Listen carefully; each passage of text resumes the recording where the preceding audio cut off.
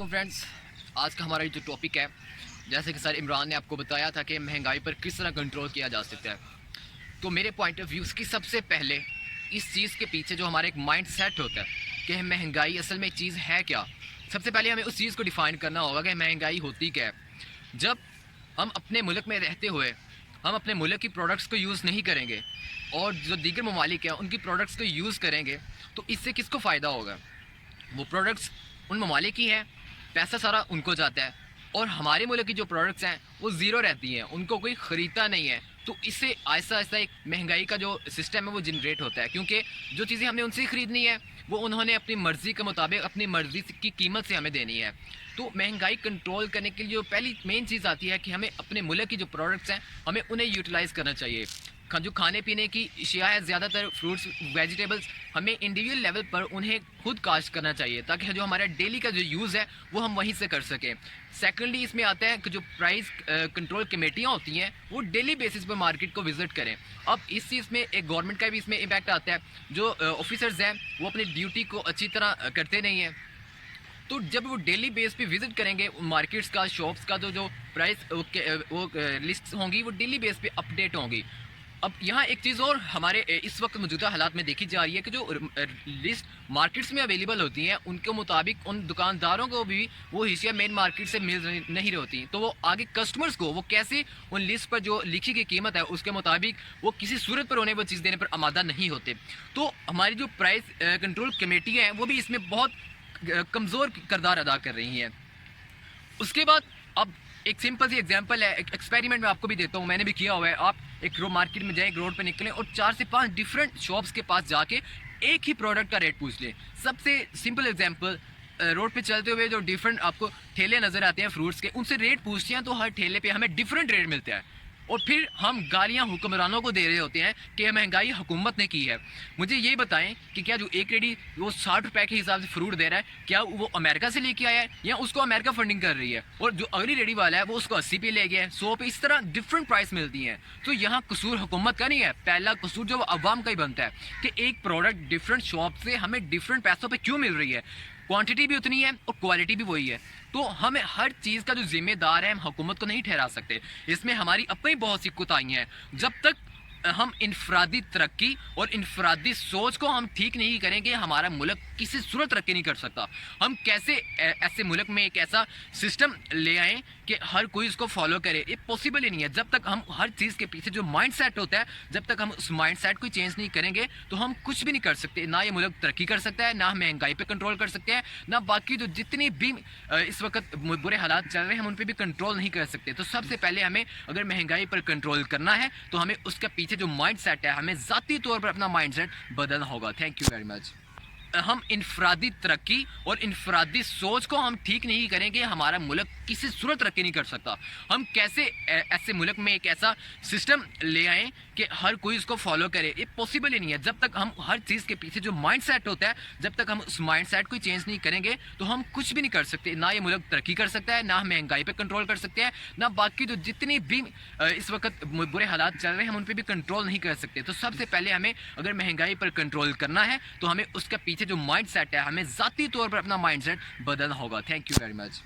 बिस्मिल्लाहिर्रहमानिर्रहीम। मेरा नाम हमजा जीब है और मेरा तल्लुक़ फैसलाबाद से है।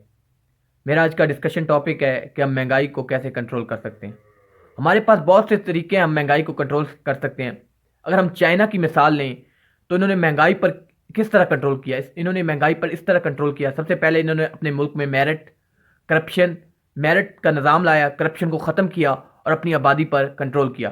तो हमें भी चाहिए अपनी आबादी पर कंट्रोल करें और करप्शन को मुल्क से ख़त्म करें और मेरिट का निज़ाम लाएं, तब हमारे मुल्क में महंगाई ख़त्म हो जाएगी।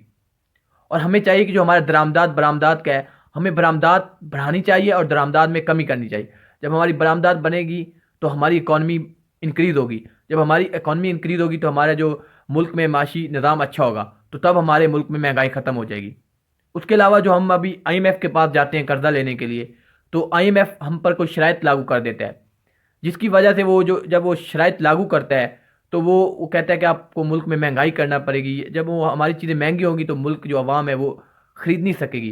तो इसलिए हमें IMF के पास नहीं जाना चाहिए, जिससे ये होता है कि रुपए की कदर कम हो जाती है और डॉलर इंक्रीज़ हो जाता है। तो हमें अपने रुपए की कदर बढ़ानी है। जब हमारे रुपए की कदर बढ़ेगी तब हमारे मुल्क में महंगाई ख़त्म होगी। उसके अलावा हमें खुद चीज़ें अपनी बनानी चाहिए, हमें बाहर से चीज़ें नहीं मंगवानी चाहिए, और हमें अपने मुल्क से जो बाहर चीज़ें भेजते हैं वो ज़्यादा से ज़्यादा भेजनी चाहिए। अगर हम जो चीज़ें अपने मुल्क में खुद बनाएंगे तो हमारे मुल्क में महंगाई ख़त्म होगी और सस्ती बिकेंगी। उसके अलावा हमें चाहिए कि ये जो सी पैक प्रोजेक्ट है ये जल्द से जल्द इसका इफ्तिताह करना चाहिए, जल्द से जल्द ये बन जाए, ताकि हमारे मुल्क में 7 लाख लोगों को जो नौकरियां मिलेंगी। और उसके अलावा जो है उधर से जो चीज़ गुजरेगी, कार्गो गुजरेगा जो भी सामान लेकर, तो हमारे जो टूल टैक्सेस हैं वो पे करेंगे, तो वो हमारी इकॉनमी इंक्रीज़ करेगा। उसके अलावा हमारी हुकूमत को चाहिए कि वो एक टास्क फोर्स बनाए जो चेक करे प्राइसेस डेली बेसिस पे, कि इतनी सिटी में ये प्राइस, इतनी ये जो चीज़ है इतने में बिक रही है, तो उसकी वो एक लिमिट होनी चाहिए, इतने में आपने चीज़ बेचनी है। जो कि अभी बाज़ारों में कुछ लोग हैं, दुकानें हैं, वो ज़्यादा महंगी चीज़ें बेच रहे हैं, तो इस तरह महंगाई पर कंट्रोल। उसके अलावा अल्लाह ताला ने हमें अजीम नेमतों से नवाजा है। हमारे मुल्क में कोयला है, जो कि हमारे मुल्क में एक बिजली का भी बहुत बुढ़ान है, उसको भी हम ख़त्म कर सकते हैं। उसके अलावा हमें ज़्यादा से ज़्यादा डैम बनाने चाहिए। हम अपनी महंगाई पर इस तरह कंट्रोल कर सकते हैं कि जब हमारे रुपए की कदर बढ़ेगी और जब डॉलर कम होगा, तो इसलिए, और हमारे मुल्क में ज़्यादा से ज़्यादा मौके। अस्सलाम वालेकुम। मेरा नाम मोहम्मद रिजवान है, जो कि मैं आरीवाला ज़िला पाकपतन शरीफ का रहायशी हूँ। और अभी इंशाल्लाह मेरा 16 तारीख को जो है वो इनिशियल है। तो सब दोस्तों से दुआ है कि अल्लाह ताला कामयाब करे। आपकी दुआओं से मुमकिन है इंशाल्लाह। और सर इमरान साहब की दुआएं हमारे साथ हैं इंशाल्लाह। और बहुत हेल्प मिल रही है उनके नोट्स और उनकी किताबों से मुझे। तो मैं आप सबको रिक्वेस्ट करता हूँ कि सर इमरान साहब की जो नोट्स हैं और जो उनके ISSB के नोट्स हैं और उनके इनिशियल के जो नोट्स हैं उनको ख़रीदे और उनसे तैयारी करें। इंशाल्लाह अल्लाह ताला कामयाब करेगा। तो मुझे अभी तो ISSB का प्रोसीजर तो स्टार्ट नहीं हुआ, लेकिन सर इमरान साहब ने पोस्ट किया है ग्रुप में कि आपने एक वीडियो बनानी है कि जिसका उन्वान होगा कि महंगाई को कैसे ख़त्म किया जा सकता है। तो मैं इस पर अभी से मतलब बना रहा हूँ। अभी तो इनिशियल मेरा बाकी है, इंशाल्लाह अल्लाह ताला खैर करेगा और मुझे उम्मीद है कि इनिशियल पास होगा। तो महंगाई को ख़त्म कैसे किया जा सकता है? सबसे पहले तो महंगाई की हमें डेफिनेशन, उसकी तारीफ का पता होना चाहिए कि महंगाई असल में होती क्या चीज़ है। अगर हम माशरत की रूह से देखा जाए तो किसी चीज़ की जब तलब ज़्यादा हो जाए और रसद कम हो जाए तो वो अल्टीमेटली महंगाई का सबब बनती है। कि आप किसी चीज़ को ख़रीदना चाह रहे हैं लेकिन उसकी प्रोडक्शन, जो आपके पास अवेलेबिलिटी, दस्तयाबी है, वो जो है वो कम है, लेकिन आपकी डिमांड ज़्यादा है, आपकी तलब ज़्यादा है। तो इसको कम करने के लिए हम इंडिविजुअली भी अपना किरदार अदा कर सकते हैं। और इस पे फिर हम बाद में आएंगे कि गवर्नमेंट को क्या करना चाहिए। तो इंडिविजुअली तो हम महंगाई जो होती है ये हमारे खुद ही मतलब है कि मैनेजमेंट और हम मिस मैनेजमेंट की वजह से होती है। तो हमने अपने घर से अगर शुरू करें महंगाई को ख़त्म करना, तो सबसे पहली बात है कि हमें ये पता होना चाहिए कि ज़रूरत और ख्वाहिश में फ़र्क क्या है। जब हम ज़रूरत को तरजीह देंगे तो हम महंगाई का हमें सामना नहीं करना पड़ेगा। जब हम ख्वाहिश को तरजीह देंगे तो हमें महंगाई का सामना करना पड़ेगा। तो सबसे पहले तो हमें ज़रूरत और ख्वाहिश में जो फ़र्क है उसका पता होना चाहिए कि ज़रूरत में क्या फ़र्क और ख्वाहिश। हम ख्वाहिशात करते हैं और जब ये ख्वाहिशात पूरी नहीं होती तो हम कहते हैं कि जी महंगाई है। महंगाई असल जो नाम है वो ज़रूरत ना पूरा होने का, ना कि ख्वाहिशात का। तो हमें चाहिए कि हम जो है वो अपना किरदार अदा करें। हमें चाहिए कि हम घर से शुरू करें कि मेहनत ज़्यादा से ज़्यादा और अपनी ज़रूरियात को तरजीह दें, ना कि ख्वाहिशात को। तो हाथ से काम करें। और अल्लाह ताला कुरान मजीद में कहता है कि बेशक हाथ से काम करने वाला अल्लाह ताला का दोस्त है। तो हमें चाहिए कि हम अपना किरदार अदा करें। और उसके बाद है कि हम इस्तेमाल करते हैं, जैसा कि पब्लिक ट्रांसपोर्ट हमें ज़्यादा से ज़्यादा इस्तेमाल करनी चाहिए, ना कि हमें ऑयल तनसीबात और ऑयल्स की जो पे इस्तेमाल होने वाली चीज़ें हैं इनका इस्तेमाल कम से कम करना चाहिए। पब्लिक ट्रांसपोर्ट ज़्यादा से ज़्यादा इस्तेमाल करनी चाहिए। उसके बाद है कि अगर हम आ जाएँ गवर्नमेंट की तरफ, तो गवर्नमेंट को चाहिए कि वो सबसे पहले तो बात ये है कि वो आर्टिफिशियल जो ओवर प्राइसिंग है उसको ख़त्म करे। कि हम प्राइस इतनी है तो नहीं है चीज़ों की, लेकिन वो लोगों ने खुद जो बनाई हुई है इस पर कंट्रोल किया जाए, एक टीम तश्कील जाए जो बहुत ज़्यादा एक्टिव हो। और गवर्नमेंट को चाहिए कि वो, अगर गवर्नमेंट के हवाले से देखा जाए पाकिस्तान में, तो उसको चाहिए कि गवर्नमेंट को कि वो एक तो टीम बनाए जो आर्टिफिशियल प्राइसिंग को हैंडल कर सके। और दूसरे जो रेवेन्यू के अदारे हैं, मसलन ये FBR FBR वगैरह और जो एक्साइज एंड टैक्सेशन डिपार्टमेंट है जो कि कस्टम टैक्स कलेक्ट करते हैं, इनको ज़्यादा से ज़्यादा तेज़ बनाएं, इनको सपोर्ट करो, इनके पॉजिटिव एक्ट पे अप्रिशिएट करें और इसको बेहतर से बेहतर बनाया जाए। तो मेरा ख्याल है कि ये चंद चीज़ें हैं जो जिसके थ्रू हम महंगाई से बच सकते हैं। तो बहुत शुक्रिया। आखिर में अस्सलाम वालेकुम। औज़ुबिल्लाहि मिनश्शैतानिर्रजीम बिस्मिल्लाहिर्रहमानिर्रहीम रब्बी इश्रह ली सदरी वयस्सिर ली अमरी वहलुल उक़दतम मिन लिसानी यफ़क़हू क़ौली। माय डियर फ्रेंड्स, अस्सलाम वालेकुम। मेरा नाम अवैस मज़हर है और मेरा ताल्लुक़ फैसलाबाद से है। मेरी आज की डिस्कशन का मौजू है कि महंगाई को किस तरह ख़त्म किया जा सकता है। महंगाई भी पाकिस्तान का एक बढ़ता हुआ जो इशू है, इसको भी फ़िक्स करने की ज़रूरत है। तो इसमें महंगाई को ख़त्म करने के तरीक़ों और इनकी जो ट्रिक्स हैं या जो हल हैं, उनकी तरफ जाने से पहले महंगाई की वजूहात को डिस्कस करना और इनको डिटरमाइन करना बहुत ज़रूरी है। इनको उजागर करना और इनकी तरफ जो है ना तवज्जो देना बहुत ज़रूरी है।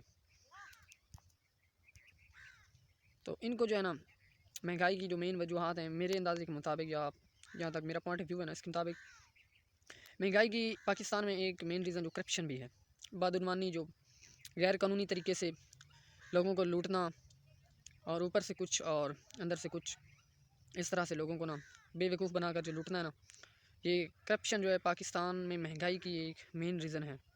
अगर करप्शन को फिक्स किया जाए, लोगों को डर हो कि हमने करप्शन नहीं करनी है, हमने धोखाधड़ी नहीं करनी लोगों के साथ, तो बस फिर सब ईमानदारी से और सब ठीक ठाक चलेगा, तो महंगाई नहीं होगी। उसके बाद एक और रीज़न है झूठ। महंगाई की एक रीज़न झूठ भी है कि मार्केट में जो भी सेलर होते हैं, दुकानदार होते हैं, शहरों में जब खरीदो फरोख्त करने के लिए गाहक जाते हैं, जिधर से भी दूर से आते हैं या कोई भी आते हैं, तो जो आगे बेचने वाले होते हैं ना, दुकानदार, वो झूठ बोलते हैं। क्या झूठ बोलते हैं कि भाई हम आपको इसलिए महंगे दे रहे हैं कि हमें पीछे से ना बहुत महंगा मिला इसलिए। तो ये भी झूठ क्यों बोल रहे हो? जितने का मिला है उतना बताओ और अपना मुनाफा लो। वो बेचारा जो गाहक होता है मासूम, उसे क्या पता पीछे कितने से मिला, आपने तो कह दिया। अब वो ज़्यादातर जो विलेजेस से जाते हैं, अनपढ़ लोग होते हैं, उनको क्या पता कि पीछे से कितने की मिला। वो पीछे मेन जो मार्केट है या मेन जो फैक्ट्री मिल है, उससे तो वो चेक नहीं ना कर सकता जाके इसको कितने का मिलता है, ये कितने का मुझे दे रहा है। उसने तो बस दे देने होते पैसे, वो लूट रहा होता है। और साथ में एक और रीज़न जो है ना महंगाई की, वो फ्रॉड है। फ्रॉड इस तरह से कि जो पैकिंग वाली चीज़ें होती हैं ना पाकिस्तान में, उनके ऊपर लोग बस 2 नंबरी से अपनी मोहरें वगैरह और अपने जो उन्होंने लोगो वगैरह बनवाए होते हैं, ऊपर से ना जो कीमत होती है ओरिजिनल, उसके ऊपर ब्लैक सा लगा के, तो वो लोगों को इस तरह से भी लूटते हैं। ऊपर से कीमत और अपनी तरफ से ऐड कर ली, नीचे से जो ओरिजिनल होती है वो कुछ और होती है। फ्रॉड आप कर रहे हो यार, किसके साथ कर रहे हो? अपने लोगों के साथ ही कर रहे हो, पाकिस्तान के साथ ही कर रहे हो। फ्रॉड करो इंडिया के साथ करो, किसी के साथ करो, तो तमाम को लगेगा कि यार, बल्कि फ़्रॉड तो मेरे ख्याल में तो करना ही नहीं चाहिए ना यार। आप मुसलमान हो, आप अपना 100% आप अपना ईमानदारी और सच्चे अपने आप को साबित करो, ठीक है? तो आप अपने लोगों से बेईमानी कर रहे हो, ईमानदारी करो ना सब लोगों के साथ। और अब मैं आता हूँ जो महंगाई को फ़िक्स करने के जो इन वजूहात के बावजूद भी आप जो ना महंगाई को कंट्रोल कर सकते हैं, वो मेरे ख्याल के मुताबिक जो लोग विलेजेस से हैं, जो जनास वगैरह या जिधर से फसलें काट के हम लोग शहरों को देते हैं, शहरों में गले होते हैं या मेन मार्केट होता है, उधर जाकर रेट लगता है। तो देखें, जो चीज़ ख़रीदने जानी है गाहक ने, उसकी भी कीमत शहर वालों ने लगानी है, मार्केट वालों ने लगानी है ख़रीदने की, और जो चीज़ बेचने जानी है उसकी भी कीमत उन्होंने लगानी। तो ये कौन सा इंसाफ हुआ? जो चीज़ तो शहर वाले बेचें वो अपनी कीमत लगाएं, लेकिन जो चीज़ वो ख़रीदें उसकी तो कीमत हम लगाएं ना। लेकिन ये भी नाइंसाफ़ी है, जो चीज़ ख़रीदो उसकी भी कीमत वो लगाएं, जो चीज़ बेचो उसकी भी कीमत वो लगाएं। तो इसको एक तरह से कंट्रोल किया जा सकता है कि जो चीज़ें गाँव से, फॉर एग्ज़ाम्पल जो गल्ला है, गंदम है, चावल है, तमाम किस्म की जो मकई की फसल है, जो कमाद है जिससे वो शुगर बनती है, चीनी, जब तमाम चीज़ें गाँव से नहीं जाएंगी, वो नहीं भेजेंगे, तो फिर कैसे शहर वाले गुजारा करेंगे? फिर थक हार कर इधर आ जाएंगे ना, उनके सामने घुटने टेक देंगे ना। तो इस तरह से कंप्रोमाइज़ किया जा सकता है अगर गाँव के लोग ये गैरतमंदी करें और उन लोगों को थोड़ा सबक सिखाएं कि आप हमारे साथ नाइंसाफ़ी करते हो, फ्रॉड करते हो, 2 नंबरी करते हो, हमें लूटते हो, तो अब हम तुम्हें कोई चीज़ नहीं बेचेंगे। जब थोड़ी सी देर करेंगे ना, तो वो खुद ही सीधी लाइन पर आ जाएंगे। ठीक है, थैंक यू सो मच।